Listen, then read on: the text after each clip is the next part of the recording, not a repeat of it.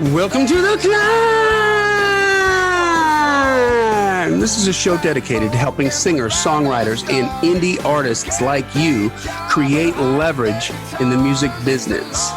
Why leverage? Why is it so important? Because that's what you're going to need in the new music business to get ahead, to get people interested in you. Whether you're an artist or a songwriter, if you don't have a track record coming into the game, then nobody's going to bet on your talent. That's why we called it the C.L.I.M.B, C.L.I.M.B, creating leverage in the music business, which is brilliant. And it's a Baxter. It's from Brent Baxter, my co-host and my good friend. He's an award-winning hit songwriter with cuts by Alan Jackson, Randy Travis, Lady Antebellum, Joe Nichols, and more. And he also helps songwriters like you turn pro by revealing how you can write like a pro, do business like a pro, and then on a regular basis, he connects you with the pro so you can get an at-bat, find out where you're at there. You can find Brent very easily at songwritingpro.com. Once again, that's songwritingpro.com. And I would like to introduce you to my co-host, Johnny Dwinell. Johnny owns Daredevil Production. They're breaking artists like I'm breaking my tongue. They're breaking speech patterns. I know. They're breaking artists. That was just a vocal strobe light. That's all. That's really good. They're breaking artists digitally. They're identifying new fans through data. If you're an artist looking to increase your streams and blow up your video views, sell more live show tickets, and get discovered by new fans, TV, and the music industry pros, then Daredevil Production can help. They're not speech therapists. They help me not a bit. Daredevil has worked with multi-platinum artists such as Colin Ray, Tracy Lawrence, Ty Herndon, and Andy Griggs, just to name a few. You can find Johnny at daredevilproduction.com. That is production singular, and there is no S. There's no S because there is no other Johnny D. Hey, buddy. It's all uphill from here. I'm glad this is your episode because apparently I'm not fit to lead. Well, that's what we're going to talk about today. Oh, a segue. It's like we planned that. No, if you don't lead, you're going to lose. I lost. So you can't forget to be a leader. And you're a leader whether you like it or not. We're going to dig into all these things and talk about what that means to your project, to your efforts as an artist, as a songwriter, as a singer, as a musician, moving forward. But first, take care of a little business. Mm-hmm. Man, if you're out there touring, it's very clear, obviously, the way we consume music. It's a digital world, but if you're touring, that's such an important role for physical media and for today's independent musicians, especially on the road. Digital royalty payments are so small that selling products like CD, vinyl, T-shirts, or customized hard drives at gigs has become an important income generator. It's what gets you to the next town. That's right. You know, for every CD you sell at a gig, you need about 3,000 streams to make the same amount of money. So one CD, 3,000 streams. One CD, 3,000 streams. How many of y'all are getting 3,000 streams, right? So you're literally leaving money on the table. I guess not literally because you don't have anything on the table, but you're leaving money on the table figuratively when you don't literally have merch on the table. Because I've been saying, literally before, and I've been using it wrong, and it's been bugging me as I listen. You're overusing literally. I was misusing literally. You're wearing it out. I was like, no, it's not really literally leaving money on the table. You're figuratively leaving money on the table when you don't literally have merch on the table. Well, you're leaving money in those people's pockets. Exactly where it should not be. It should be yours. Right. So. Right. Thankfully, our friends at Disc Makers are the place to go for said merch, such as disc and other physical media, including vinyl, USB drives, and even T-shirts. And you can find them online at discmakers.com. That is DISCmakers.com. Or you can give them a call at 800-468-9353. That's 800-468-9353. And for those of you just tuning in, yes, I have done these before. That's this right. episode like 204. Yeah, no, there you go. Is it really? It is 204. Yeah. Wow, what? Of the mainline ones. Join the C.L.I.M.B community if you haven't done so already. It's a great community, really thriving. There were some long threads going on there the other day when I hopped in. You have to ask to be let in. We let everybody in. Be good boys and girls. We give you a chance to shine. Everybody's asking questions in there and getting all kinds of feedback from other people that are in the same struggle. And they talk and they openly share it. And I was just having the best time the other day, just reading through like boatloads of stuff that you and I didn't put in there. That's right. That they put in there, the community put in there. It's all about the community, man. So if you're looking for something like that, please come and join us. We'd love to have you there. Subscribe to the podcast wherever you consume your podcast to make sure you get every episode on time, immediately, and in order. take a couple seconds, leave a 5-star rating and review. Tell some other people what you honestly think about it. And finally, that really is the best way that you can honor Brent and I. If you're picking up what we're putting down and you're digging it, man, then tell somebody about it. Turn them on to the podcast. Talk about it, whether it's somebody on your social media, if you post something on your social media that resonated with you, or if it's somebody that's in your musician community or whatever, man, let them know. That's right. And I just want to share a little bit about from the C.L.I.M.B community. We have the New Heights segment that we do every Wednesday. It's a time to share your wins. And so we have a few this week. One is from Bonnie Ryan. I'll just spotlight that one. She released a song called Fly Santa Fly. So it was first original release. And so with only a month to promote it, she had zero expectations, but it did amazingly well. It was streamed over 58,000 times. It was added to regular rotation on 6 radio stations. 4 of those were terrestrial radio stations. And so she goes on to tell a little bit more about that. So she's rightly fired up about that. So good job, Bonnie. Congratulations, and keep on climbing. And there's a guy named Bonnie, fly. Hi, Bonnie, fly. There's a guy named Brent in here that said his single on Southern gospel group The Sound, Can I Get a Witness, was the number 2 song in the nation for gospel music radio last week. That's good on Mr. Baxter there. Very good. And we got some more stuff. So did you co-write that one? Yeah. Nice. Yeah, it's a single of mine that's out right now. It's called Can I Get a Witness? And I wrote with Jason Cox, which you know well. He's killing it in the Southern gospel world. Nice enough to let me write with him and Kenna West. And so they... And who's the artist? The Sound. The Sound. Okay, The Sound. And so they put it out. It's only been out just a couple of weeks, but last week it was number 2. Bam. Ah, man, that's crazy. Flying up there. So Can I Get a Witness? Amen, brother. Yeah, I love it. So happy about that. It's a good way to go out of the last year and come into the new one. Yeah, we've been putting together, I got to do year-end reports for all my clients and let them know, here's how much money you spent, and here's what you got, here's what we did, and put it all out there specifically with digital marketing. And oh man, I'm creating these little sort of videos that I'm putting together. I'm going to post them in the C.L.I.M.B community so you can see what's going on. Cool. But some of the stuff we're doing with the metal band WA, Alora's killing it. She got exposed to millions of people this past year. And she's right now, just like today and tomorrow, she's with Tom Jackson again and the whole band. And they're just tuning up again to go off for this next tour. And so I'm stoked about that. And I want to share all that with you guys so you can kind of see how this works. And I think it's just exciting that you can see the needle move. Amen. On a daily basis. One of my favorite times of the day is to go to Spotify and look at the Weapons of a New account and just see how many more streams they got. You know what I mean? It's it's just so killer. Just crushing it with this ad for them. I love it. But anyway, so let's get into this leadership thing here. Yes. We got some stuff we got to talk about. If you don't lead, you're going to lose. If you don't lead, you're going to lose. It's not about your talent. Now, we've talked about this before. We're going to go down some different rabbit holes on this one, okay? Because I've seen on multiple occasions, I've ran into people out on the road or whatever that were amazing talents, right? Amazing talents. And let me preface this by saying, your success in really whatever you do, but we're talking about the music business, it's going to be about who will step up. Right? Your ability to step up. If the great talent, the best talent on the planet doesn't step up, the result is nobody knows. Right. Nobody heard about it, right? The best artist you've ever seen in someone's basement. And if you don't step up, then your talent doesn't factor in, period. That's math. People only know your talent after you've stepped up. Right? If you're an artist, let's say with low talent, let's say you're making bad choices. You're choosing trite, lazy, predictable arrangements and song lyrics and some bad song choices, and maybe you're a little lazy in your performances. Well, we'll all know about it and judge you only because you stepped up.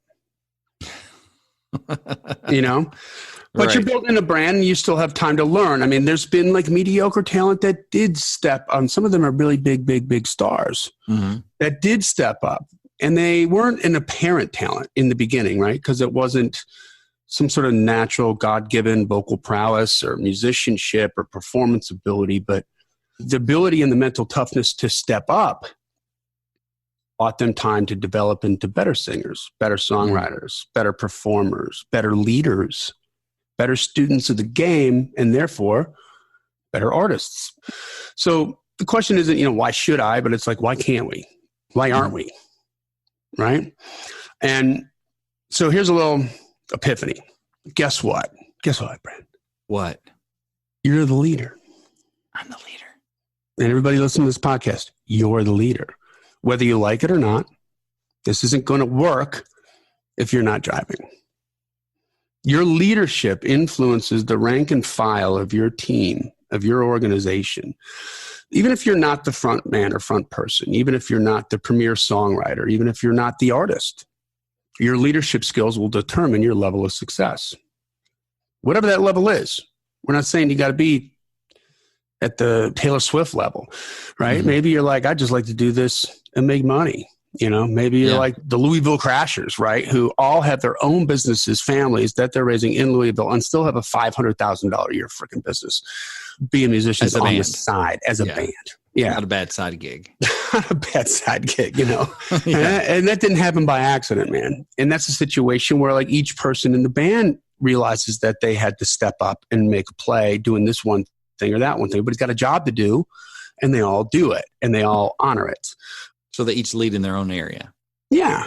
Somebody's in charge of social. Somebody's in charge of corporate gigs. Somebody's in charge of booking gigs with the city. Somebody's in charge of keeping the gear up to date and all that. There's like 6 guys in the band, I think. So it's like they got a team. But the point being that they all stepped up and said, this is the job I'm going to do. And then they did it. And now they're the premier act in Louisville. I mean, those guys get 20 grand on New Year's Eve. Nice. So it's not bad, right? Yeah. For a 2-hour set, maybe. Not bad. I was eating cheese dip. Yeah. I was doing the same thing too. And brownies. That's what I had. So whatever level it is, it's going to be determined by your leadership. And in leadership, a lot of people shy away from this because it's vulnerable, right? Well, it feels like, am I supposed to go get people to like follow me? Is that what we're talking about? Like I'm supposed to be the ringleader and the vocal person out front, and and they're supposed to vote for me for something? Like, no. What does it mean by leadership? What do you mean by? I think it means a lot of things. I think it means leading. Now, there's a lot of different styles of leadership. I mean, everybody here can imagine what mine is. If you know me from this podcast, it's very direct, very forward. Sometimes it's a little brash, but it's honest and it's positive and it's validating and it's uplifting. Some people can be very soft leaders. Some people lead by example. Brett Favre was never the big guy, the rah-rah guy in the locker room after the game. That was never his performance. But he led because he would outwork everybody else. He would get hurt more and play harder after he got hurt than everybody else. And so then all of a sudden now he's checking them into the glass because he's out there doing it, right? Mm-hmm. He's out there doing it when they're not. And if they're feeling down, if they're feeling tired, if they're feeling hurt, and then he gets like in the third quarter, gets planted into the ground. Mm-hmm. One of those quarterback hits where everybody's gasps and you just, oh, please move, please move, please move. Please get up off the ground, and then he just pops back up again and he got hurt and grabs that defensive guy's face mask and is like, is that all you got? Is that all you got? Now, the whole thing is when we as fans of football watch Brett Favre get planted into the ground and we all gasp, the team does too. Right. Okay. And so when he pops back up and it's like, come on, is that all you got? Is that all you got? And he's really he's yelling to release that anguish that he has from being hit. But he's like focused it on that guy. And then what happens is that he lifts that whole team up. Mm-hmm. He leads that whole team going, oh, now it's on, Yeah. So much so to the point that really when he was playing, defenders were very reluctant to really plow into him when they had open chances to do it because it wasn't worth it. The pendulum swing too far the other way. So here's some different thoughts on leadership. Leadership inspires the team. Leadership validates your vulnerable team members who may be thinking about quitting or who may be down one night, right? And they're just not bringing their A game. It can inspire them to bump up a level. Leadership comforts your teammates in times of trouble and stress. And if you're on the road, it's a longer way to describe the road, trouble and stress. Absolute chaos, right? Leadership is knowing that discretion is the better part of valor. Sometimes it's better to say nothing than to call someone out. Leadership is about driving, right? It's about if you're doing your job and it's about communication. And if you can communicate, it doesn't matter that you're right. If somebody's slagging, if somebody's lacking, if somebody's, causing you heartache because they're not doing their job, it's not always the right choice to come in and tell them that that's what's happening, right? That's maybe not good leadership. Leadership lifts people up. Leadership inspires people. Leadership is encouraging with an occasional check. But if it's not mostly encouraging, then it's mostly negative, right? And if it's mostly negative, it just gets old and it's nagging. That's interesting. We're recording this at night, and I was recording a little bit later because I was at a small group Bible study thing, and what we were talking about, it's some of the stuff you've been talking about. It's made me think about. We're in Galatians chapter 6, so please turn in your hymnal. No, but it was a letter from Paul to the church at Galatia, and he's talking about, hey, you should, if someone, one of your brothers or sisters is caught in sin, you should restore that person gently, right? Yeah. Don't have to chew them out. Don't have to make a big thing. Restore them gently, but watch yourself so that you don't fall into the same kind of trap. Carry each other's burdens. There's a lot of that he's talking about. And it's funny also at the end of it, you're talking about the Brett Favre thing, made me think of the Apostle Paul, because at the end of it, he's like, okay, from now on, let no one else cause me trouble because I bear on my body the marks of Jesus. Meaning like, and by the end of it, he's telling you how you should act with each other, build each other up in love and bear each other's burdens.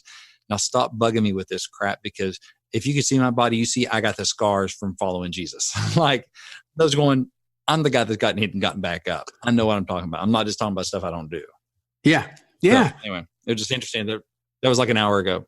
Yeah. There you go. See, but sometimes leadership is bringing the hammer down, Exactly. And sometimes leadership is knowing that one bandmate is toxic. And even if it's, not chemically toxic, if it's just toxic Emotionally personality, toxic. Get them out. And then make the decision, right? So leadership, if you don't make the decision, you're not leading. Right. On some things. And this doesn't mean you have to make all the decisions for everybody in your life. No. Because there's delegate, like the Louisville Crashers, okay? They lead in their own areas. Yes. Like Mark doesn't micromanage that band. What if you're not the artist? What if you're not the premier songwriter, but you're in this group and you're the guitar player? Okay. Then your job is not just to play guitar, but man, you got to come up with the parts for the songs that they write. You've got to be the most exceptional player that you can be on any given night. You've got to step up and make sure you have like the best gear. I remember I talked about this guy before, one of my mentors, Mark O'Toole. So one of the things he told me when I was like pushing the band, and he's like, dude, you're really good. And he was like, I love the band thing that you're doing, but he goes, you also need to remember that you need to make sure that you got the coolest clothes, the coolest gear, and that you're staying up on your chops. So if you can get an opportunity, that you can take it and go be a pro, because you're not going to get it if you don't have the coolest chops. Case in point, give you a famous story. After Randy Rhoads had died in the plane crash, Ozzy Osbourne's famed guitar player, Sharon and Ozzy had given the job to George Lynch. Now, George who's my favorite guitar player, right? George had 4 kids, and so he was working on the side driving a beer truck, but he had to do the corporate thing, and he couldn't have like the long hair. So his hair wasn't very long, and he didn't have those clothes. And then he said one day, he goes, I walk into rehearsal, and there's freaking Jakey Lee in like a leather suit, top to bottom, like hair out to here. He looks like a freaking rock star. He's playing like a monster through all brand new killer gear. And I knew right then and there, I just got screwed, and I just lost it. Now, case in point, if you look at Jakey versus George now, I think George is doing better. So it's probably ended up okay for him. Right. But at that time, but there it is right there. Right. So he wasn't taking care of his business. He wasn't stepping up as much as he could have now he was with the playing. Lord knows that's the truth. But there's some other things he forgot about, right? Like the image matters with certain things. And whether your image is to be laid back, Jimmy Buffett kind of people, man, there's still, you got to be aware of what that brand is. And if you're ignoring it, then it's not going to work. But here's the part. As individuals, your energy is more powerful than you could ever imagine. And the most disturbing thing that you're inevitably going to discover in the music business is that it's about you. No matter what the outcome may be, is your influence on the audience is not more important than your intelligence, than your acumen, than your then your influence over the musicians in your band, your team, your managers, your label, your publishing company, your writing room, your lawyers, your management. Leadership is about getting people to perform for you. You know, sometimes there are people in an organization that maybe they're not John and they're not Paul. They're like down by George or Ringo on the totem pole, but they're very, very integral to the organization because they say very little, but when they do open their mouth, people listen. People listen, and they choose when to step up, but they regularly step up, right?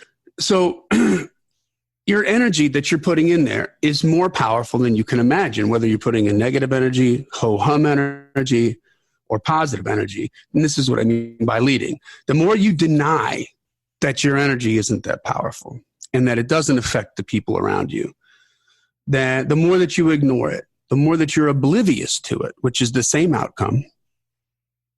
Okay? The more demure, it's all the same outcome. Whether you're denying it, whether you don't believe it, whether you're oblivious to it, it's all going to end up the same way. You're not going to say anything.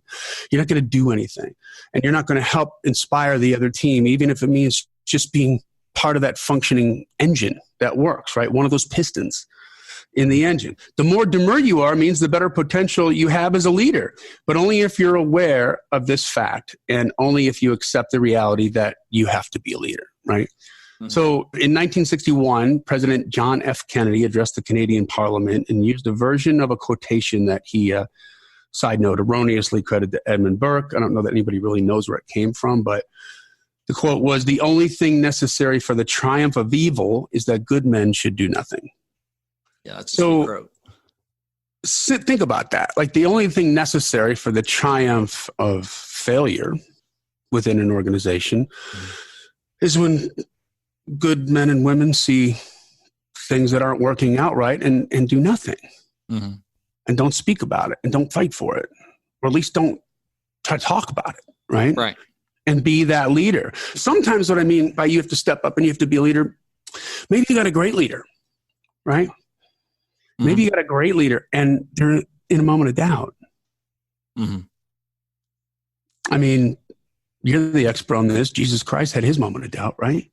Well, no, not a moment of doubt.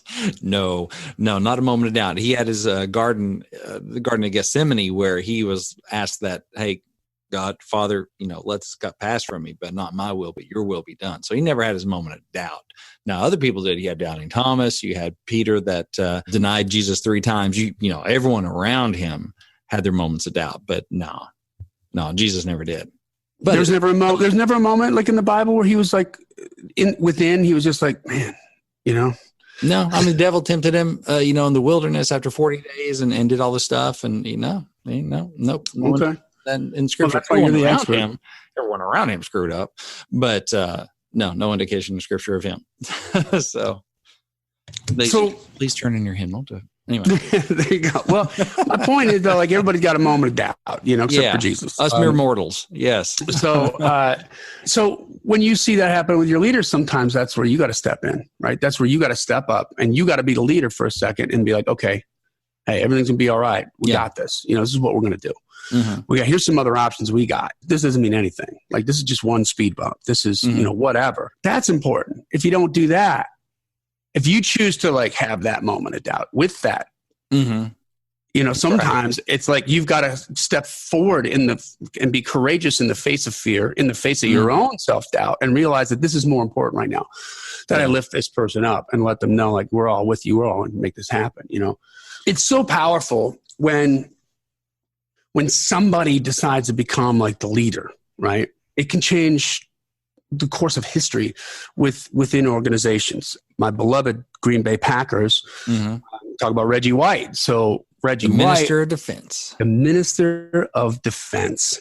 Yeah. Okay. So this guy is, I think he played like a year or two in Philadelphia with the Eagles, and then he gets brought up to Green Bay. Brett Favre comes in. Brett Favre at the time was I think it was a second round draft pick, third string quarterback, didn't ever get any playing time down in Atlanta. Yeah. In fact, the coach used to rip on him all the time. What's up, Mississippi? What's happening, Mississippi? Like, And he just, he was basically breathing air as the third string quarterback. Like he's never going to get anything. Yeah. And Holmgren saw something in him and brought him up there. So the issue was it's Green Bay. Like Green Bay, for those of you that don't understand, like most premier sports teams are in metropolises. They're in cities of over 1 million people. Yeah. At the time, Green Bay was 60,000 people. Now it's blossomed into a booming 100,000 people, okay? This would never be your normal situation in the NFL that the owner at any given time, 50 years ago would have moved this team out of that market and into a bigger market. I mean, a city that size may not even have like a D1 football team in college. Yeah, that's right. Yeah.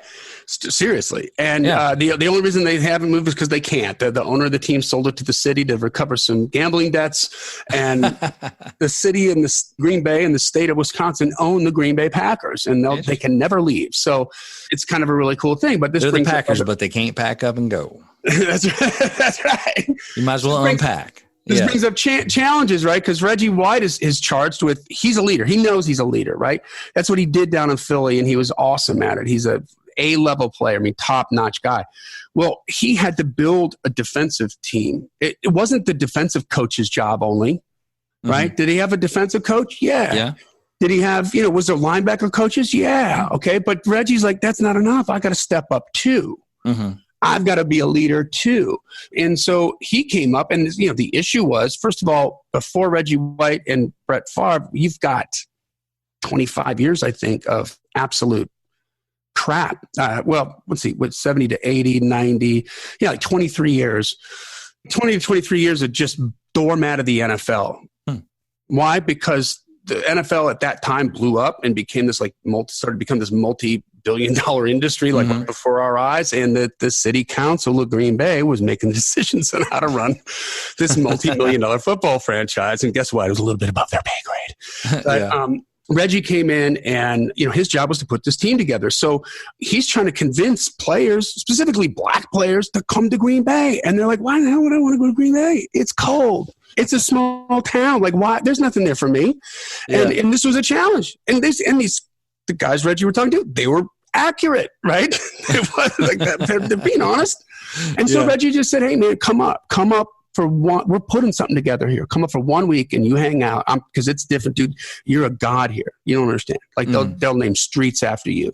They will lie down in traffic for you. Okay. This is a different kind of town. This is different than what you've been in. Come and check it out for 1 week. If you think differently, we won't talk about it again. And so his energy is what got those players rallied around and led them to that Super Bowl, that led that defense to do what they did. It was a decision. It was a decision that he had. It was important to him. It was an opportunity for him to step up, and he took it with other leaders around him. Brett Favre was a leader. Mike Holmgren was the head coach. There's defensive. There's all these leaders there, but they're all leading in their proper rank and file, right? And your intelligence is what they're going to rally around, guys. Your leadership is what they need. Your talent will draw believers, but you'll lose them if you don't believe in yourself more than you. It takes a spark. It takes a realization, an awareness that that moment is happening, and a commitment to step up as a leader. So you're the leader right now. Maybe you're always supposed to be the leader. Maybe you're supposed to be a leader for right now. Maybe that'll be the difference between making a living and having a hobby. It's also the difference between having an industry attention and winning a Grammy. Moving masses of people and being an icon. Being a leadership means that if you're leading, you're getting people to perform for you, right? And not in a manipulative way. Yeah, I would say that phrase can be a little troublesome. Getting them to perform for you kind of sounds like self-centered. It does sound self-centered, but I mean, getting them to perform for the goal. For the goal, right? For the goal, and getting them to understand the goal and being able to negotiate like the things that have to happen to get to that goal. Right. And so being the leader is definitely, about being a team member. I'm not trying to make this like egotistical at all, but at the beginning of this, you said what, Brent? You're just talking about like, maybe they don't want to be the leader or I can't remember the comment that you made exactly. I don't remember either because I don't make notes on this. I mean, some people may not feel qualified to step up, or they may not want to be the rah, like everybody look at me kind of leader. Right. Like vote for me kind of thing, And then maybe that's a politician. That's what you A leader's said. a politician, or a leader's, one of those people. So if you're that person, stop comparing. Mm-hmm. Stop comparing. If you're supposed to be the leader now for another pre-established leader who needs immediate support, right? That's a free leadership play that won't ultimately count against your record, but it'll provide an incredibly unique human psychological social experiment, because if you've never done it before and now you choose to step up and do something when you're needed, when something is needed within that organization to reach that goal, how much more profound is it going to be coming from somebody who just never did it before? We made a joke before we went on air about Ricky Bobby. It was like, if you ain't first, you're last, right. But in the real world, the first follower is a leader. Yeah. The first, because somebody's up there trying to lead and nobody's paying attention to them, but you're like, they're right. This is the way to go. That first person to go, I'm with you, is also a leader. Yep. They come up in the organization, right? So maybe it's not their dream, their specific, it's their goal, their plan, but they're like, you know what? That bus is going somewhere. We should get on it. That's leadership too. That is leadership. Your bus. That's right. That is leadership. And I mean, like in Nashville, I talk about this with some of my artists where there's 1 million guitar players, there's 1 million drummers, there's 1 million keyboard players, 1 million bass players. Mm-hmm. And they all want the same thing. They want to make this killer living playing music. And guess what? None of them can do that without an artist. Right. They need an artist to be behind. Mm-hmm. Yeah. Right? Plain and simple. So an artist is like the unicorn, right? And understanding and finding somebody that can, really wants to do it that bad as you do and wants to be in there. That's good. But I'll kind of end with this. I mean, leadership's about embracing failure and learning from it. Right. And shaking it off and not worrying about what other people think and really thinking for yourself and saying, no, this is what's going on. Right. It feels like this over here, but this is what's going on. So don't overthink the definition of a leader with regards to context or optics. They're just optics, and context is subordinate to the exact situation at hand. It's still about the drive, the visceral core value of saying, we got to get on this bus and we got to get this bus to move and we're going to be a leader. If you're spending 2 extra hours a day trying to make one move for your artist, for your organization, whether you're the artist or whether you're not the artist, and you're just showing up to rehearsals all the time with results, well, that's going to inspire some people to, man, it's going to make them feel a little inadequate. I don't feel like I'm doing enough. Yeah. Step up here. You can help me. Try this, and do that. And next thing you know, everybody's chugging along. But when you get a group of people that are all focused on the same goal and stepping up and being leaders, then there's nothing that can stop you. There's nothing that can stop you. Nothing at all. I've seen great artists with amazing talent and no leadership completely self-implode and fall apart. And it's heartbreaking.